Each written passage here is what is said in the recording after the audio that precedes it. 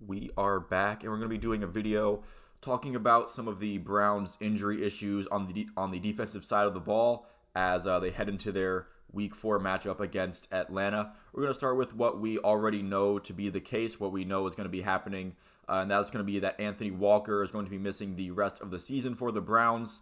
Obviously, that is a huge blow to the Browns, not only on the football field but in the locker room as well. I'm hoping that Anthony Walker can still, stick around the building, maybe be on the sidelines to help facilitate things. Maybe there's some kind of NFL rule against that kind of thing. But, watching the Steelers-Browns game, you saw TJ Watt on the sidelines with a headset. And I think Anthony Walker kind of can have that same role, especially with his status as a leader in that locker room. I think that would be nice for Anthony Walker to continue to have a voice on the team this year. As far as on the field goes, Jacob Phillips is slotted in for on his spot in the unofficial depth chart for the Falcons matchup. He played very well in relief against the Steelers when Anthony Walker went out with injury. So we'll see if that keeps up, if Jacob Phillips can take that step that the front office has been anticipating that he would take for a little while now. That's why they drafted him, I think 3 years ago now, 3 drafts ago, whatever.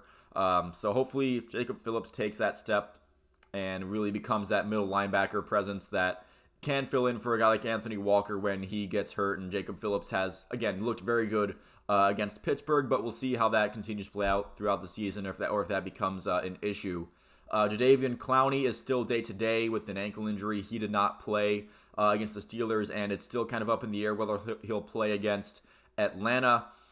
Jeremiah Owusu-Koramoah, JOK, he's definitely going to see an increased role at linebacker with the Anthony Walker injury, but he is also dealing with an injury at the moment. He's not practicing today. We'll see how that progresses further on in the week. Also, Taven Bryan and Denzel Ward weren't practicing today with injuries to them as well, although I don't think they're expected to miss time, but it's possible that they do. And also on the offensive side of the ball, Joel Bitonio, with a biceps injury, missing some practices, but that has been the case throughout the entire season, so it's nothing new with Joe Bitonio, just some precautionary, don't practice on Wednesday kind of things, but he's looked very good in the games so far, so it hasn't really affected the offensive line in general. But yeah, most of the injury issues do land on the defensive side of the ball for the Cleveland Browns, and Kevin Stefanski hasn't ruled anybody out for Sunday, again with the exception of Anthony Walker, who's going to miss the entire season. But besides that, right now, Stefanski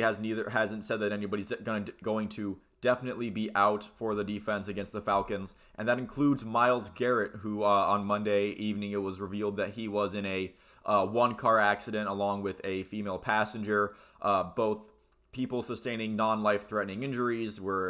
I don't know about the female passenger, but Myles Garrett was I believe he was out of the hospital either that night or like the next morning. He was in and out of the hospital pretty quickly. The important thing with this situation is that everyone was okay. There was no Myles Garrett didn't even break any bones or anything, but he did have some injuries that they're going to look at tomorrow when he gets in the building. But everyone's okay. Nobody got cripplingly injured or anything. Nobody died. So that's the good thing, especially when you consider that the car did flip over multiple times. There was no alcohol or drug use involved, so it's not like Myles was driving under the influence or he was impaired or distracted by anything. Apparently the case is that he was swerving to avoid an animal. I don't like getting into speculation on how or why this happened. It's just something unfortunate. It was rainy, roads are slick. It's a Porsche, whatever. It's flipping over a bunch of times, and thankfully everybody was okay and not hurt too terribly. This could have been a lot worse, especially again considering that the car did flip over multiple times according to all the reports that are out there about this. So congratulations on everybody for getting out alive. That's good for the Browns and good just for humanity in general in this case. So Myles Garrett is going to return to the building tomorrow and see if he's fit to practice. No idea on if he'll play or not at this point. I mean, he is listed in the injury column as of now with, I think, a biceps and a shoulder injury.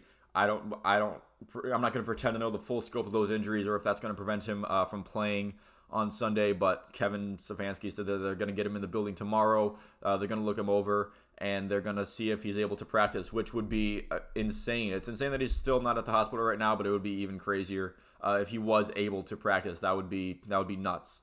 So thank you all for watching. If you made it this far, please feel free to leave a like and a subscribe. If you enjoyed this video and like to see more like it, let me know what you think in the comments down below. Thank you all again for watching, and I will see you at the next one.